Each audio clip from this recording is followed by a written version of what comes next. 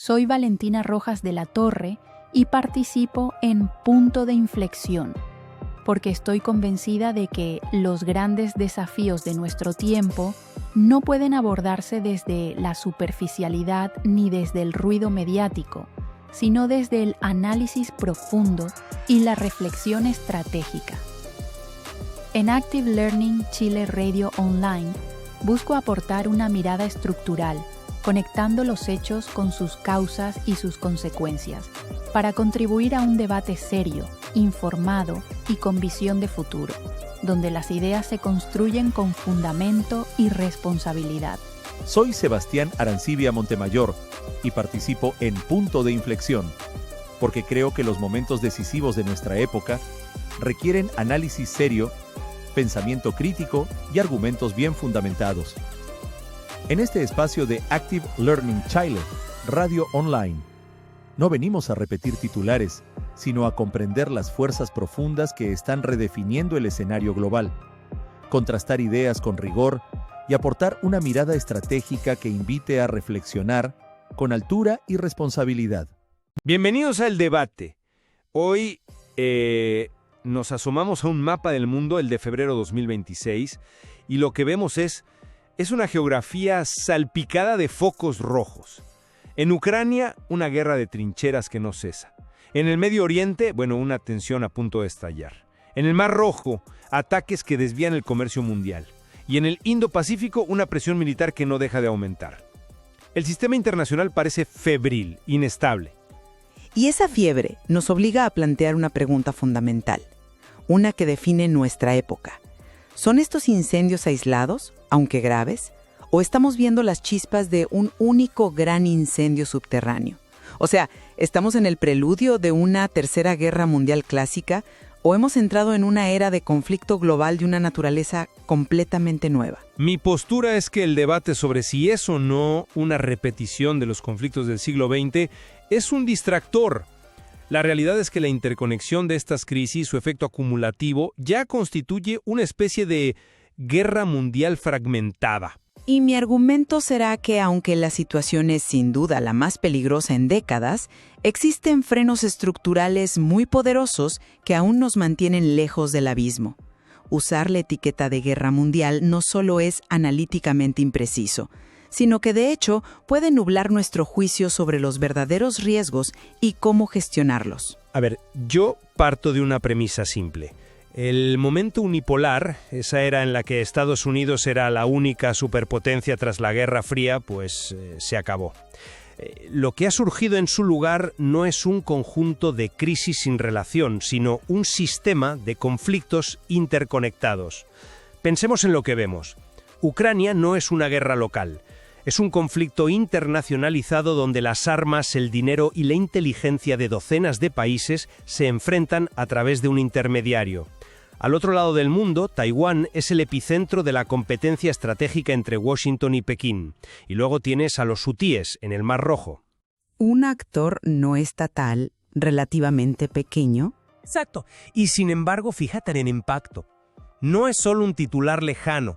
Significa que un contenedor con componentes electrónicos de Asia que iba a una fábrica de autos en Europa, ahora tiene que dar la vuelta por toda África.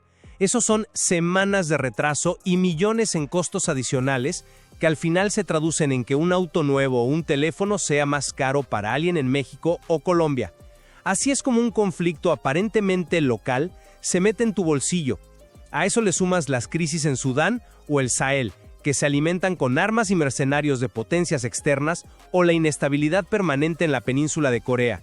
Por eso para mí el concepto de guerra mundial fragmentada es el que mejor describe esta realidad. No hay una única línea de frente como en 1914, sino múltiples teatros de operaciones que están conectados por la competencia de las grandes potencias, la guerra híbrida y los choques por el control de bienes globales como el comercio o la tecnología. El verdadero peligro, el rasgo de nuestra era, es el contagio. Yo lo veo desde un ángulo muy diferente. Y aunque comparto al 100% tu diagnóstico sobre la gravedad de la situación, creo que como analistas tenemos la obligación de ser precisos con los conceptos.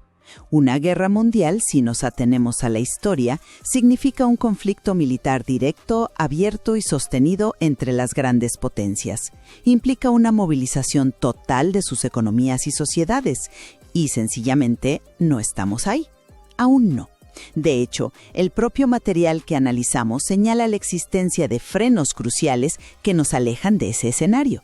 ¿Y crees que esos frenos son tan sólidos como antes? Creo que, a pesar de estar bajo una tensión enorme, siguen funcionando. El primero, y más obvio, es la disuasión nuclear. La idea de un intercambio directo entre potencias nucleares es tan catastrófica que sigue siendo impensable para cualquier líder racional. El segundo es el costo económico. Una guerra total moderna sería un suicidio económico para todos. Y el tercero es la presión social. Lo que estamos viendo, en mi opinión, es una fase extremadamente aguda de competencia geopolítica que se manifiesta a través de lo que llamamos guerras por delegación o proxy wars, es decir, conflictos donde las grandes potencias no se enfrentan cara a cara, sino que financian y arman a bandos opuestos en una guerra local, como sucede claramente en Ucrania. Es una forma de competir ferozmente, pero manteniendo una distancia de seguridad. Llamar a esto guerra mundial minimiza la importancia de que hasta ahora esa línea roja del enfrentamiento directo no se ha cruzado. Y esa es la línea que lo cambia todo.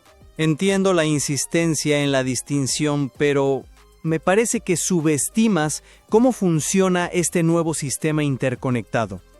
El análisis habla de 3 mecanismos de encadenamiento: alianzas, accidentes e interdependencia. Tomemos el ejemplo de un accidente. Imagina un incidente aéreo, no intencional, entre un avión chino y uno estadounidense sobre el estrecho de Taiwán. Debido a los compromisos de defensa que existen, una situación así podría escalar de forma totalmente incontrolable en cuestión de horas. No estamos hablando de crisis paralelas que ocurren al mismo tiempo por casualidad. Es un tablero de ajedrez global donde mover un peón en Europa afecta la posición de una torre en Asia. Un momento, pero ¿de verdad crees que esos mecanismos son automáticos? ¿Que un accidente lleva inevitablemente a la guerra? Yo diría que existen también poderosos mecanismos de desencadenamiento.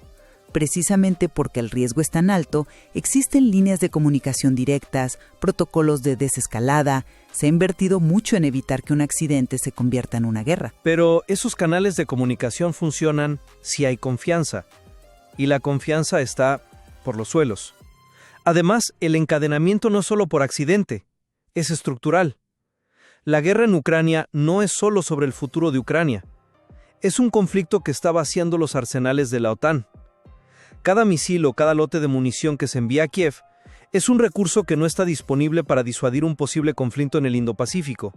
Esa es una conexión física tangible entre 2 teatros de operaciones a miles de kilómetros de distancia. La capacidad de Occidente para gestionar una crisis se ve directamente mermada por su compromiso en la otra. Eso es un sistema de conflicto, no una suma de problemas. Ese es un punto interesante, y es cierto que la interdependencia puede ser un conductor de crisis, pero no estás viendo solo una cara de la moneda. Esa misma red que nos conecta es también la que puede actuar como un poderoso freno. La misma interdependencia económica que puede transmitir un shock global también actúa como un potente disuasivo. Durante la Guerra Fría, las economías de los bloques capitalista y comunista estaban prácticamente separadas. La URSS podía colapsar y el impacto en la economía de consumo de Estados Unidos era mínimo. Hoy eso es impensable. Totalmente.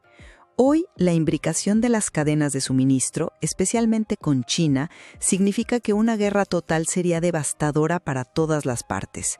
Piensa en todo lo que depende de los microchips taiwaneses, de los minerales africanos procesados en China, del gas que atraviesa zonas de conflicto.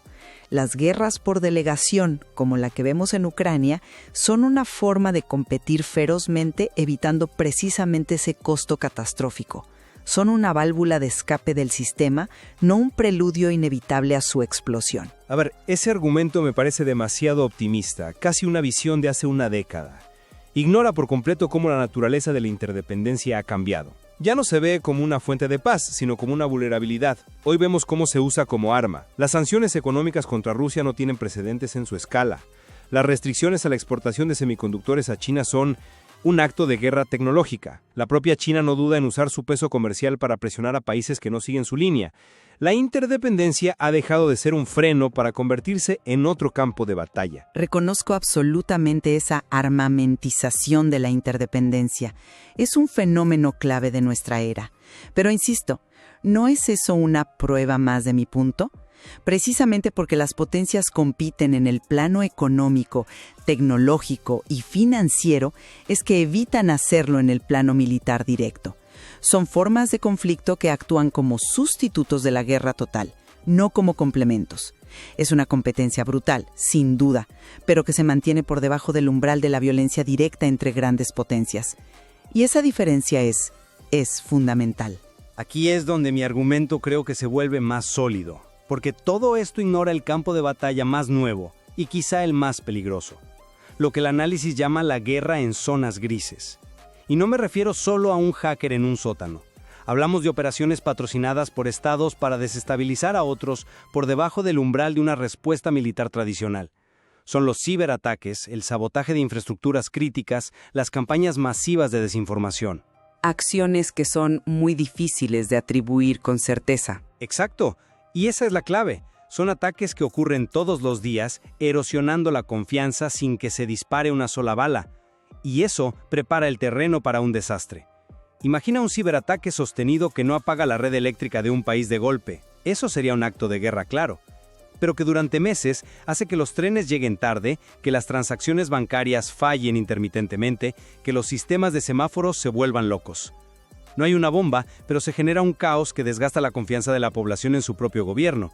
Es un sabotaje sistémico.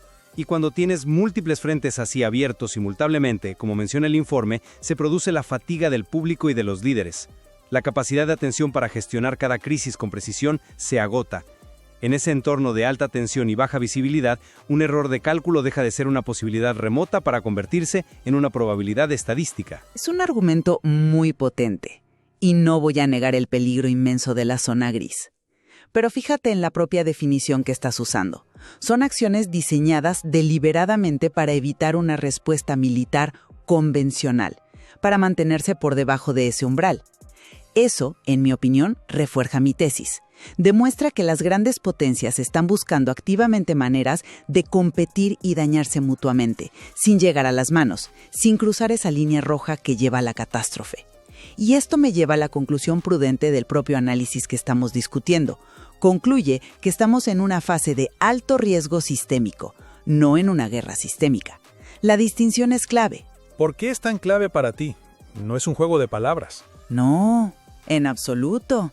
Reconocer el alto riesgo sistémico nos obliga a hacer algo, a enfocarnos en fortalecer los canales de comunicación, en crear mecanismos de desescalada, en gestionar la competencia. En cambio, declarar que ya estamos en una guerra mundial fragmentada, pues puede generar una profecía autocumplida. Normaliza un nivel de hostilidad que hace que el conflicto directo parezca más inevitable y por tanto más probable. Además, agrupar todo bajo la misma etiqueta nos hace perder los matices. Las guerras por delegación en el Sahel o en Sudán, aunque trágicas y desestabilizadoras, operan con una lógica regional propia, ligada a recursos, etnias, luchas de poder locales. No se conectan con la competencia entre Estados Unidos y China de la misma manera ni con la misma intensidad que la situación en Taiwán. Tratarlo todo como un único frente es, un error analítico. Entonces, si lo vemos en perspectiva, mi punto central es este. La evidencia apunta a que la naturaleza del conflicto global ha mutado. Ya no necesitamos una declaración de guerra formal entre presidentes ni ejércitos masivos cruzando fronteras para estar en un estado de conflictividad mundial. La red que conecta las guerras regionales, la competencia económica usada como arma, los ataques constantes en la zona gris y la guerra de información forman un sistema. Y ese sistema, en su conjunto, funciona en la práctica como una guerra mundial fragmentada.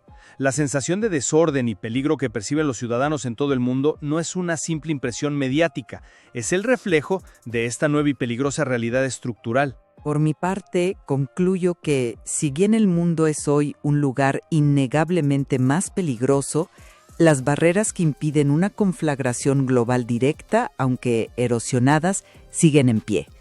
La disuasión nuclear y la interdependencia económica, a pesar de estar puestas a prueba como nunca antes, continúan siendo los pilares que, por ahora, evitan la catástrofe. Creo que es crucial analizar cada conflicto con su propia lógica y no agruparlos bajo una etiqueta, la de Tercera Guerra Mundial, que puede ser más alarmista que esclarecedora. El verdadero desafío no es nombrar la catástrofe, sino gestionar este altísimo riesgo sistémico para evitar que los distintos focos de tensión converjan y se conviertan ahora sí en un incendio incontrolable. Bueno, está claro que nuestro desacuerdo se mantiene. Gira en torno a una pregunta fundamental. Si la suma de todas estas partes, de todos estos conflictos, ya constituye un todo cualitativamente nuevo y diferente. Para mí, la respuesta es sí. Efectivamente. Y para mí, esa suma sigue siendo una acumulación de riesgos gravísimos, pero aún no ha cruzado el umbral que lo convierte en un sistema de guerra total.